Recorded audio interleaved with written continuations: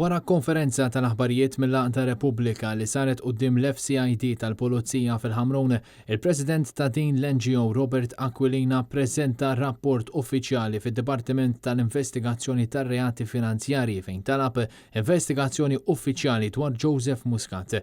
Aquilina saħaq li dan għandu jsir għaliex irridu nwaqfu l-kultura ta' impunità li Muscat għadu qed igawdi minnha.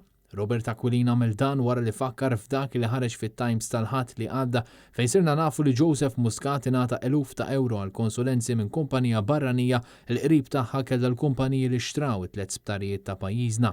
Huwa prima faċe textbook case ta' money laundering.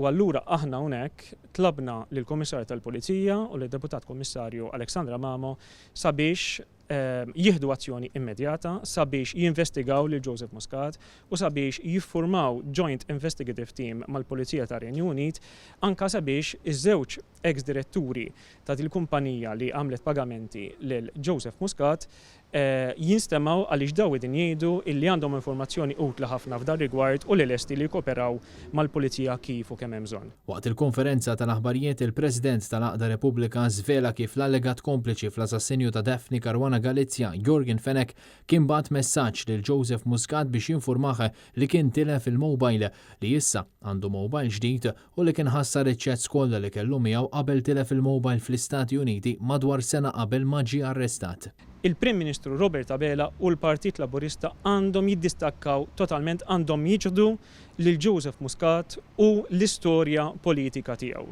Billi ma jagħmlux hekk qegħdin jagħtu lil Joseph Muscat ċittadinanza politika u bekk qegħdin jipproteġuh.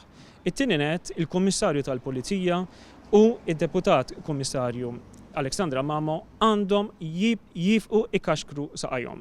Nafu b'ċertezza li għandhom biżejjed evidenza f'idejhom biex irresqu lil diversi minn daw il-persuni il-qorti. Waqt il-konferenza tal-aħbarijiet ġew żvelati wkoll dettalji dwar kemm Jorgen Fenech li hu wkoll sit il-kumpanija 17 Black kien qrib ma' Konrad Mizzi fejn kien spjegat kemm kien inkwetat Mizzi meta sar jaf li Fenech tilef il-mobile. Robert Aquilina qal ukoll li fil-lista ta' nies f'karigi għoljien li Jorgen Fenech informa li għandu numru tal-mobile ġdid kien hemm ukoll l-ex-Chief of Staff Keith Schembri. Anke ma dan tal-aħħar, fl-aħħar sigħat kienu wkoll żvelati messaġġi ma' Jorgen Fenech ftit qabel ma kien arrestat f'Novembru tal-2019 fejn l-allegat kompliċi fl-assassinju kien talab li Chief of Staff ta' Joseph Muscat biex ma jħallihx waħdu.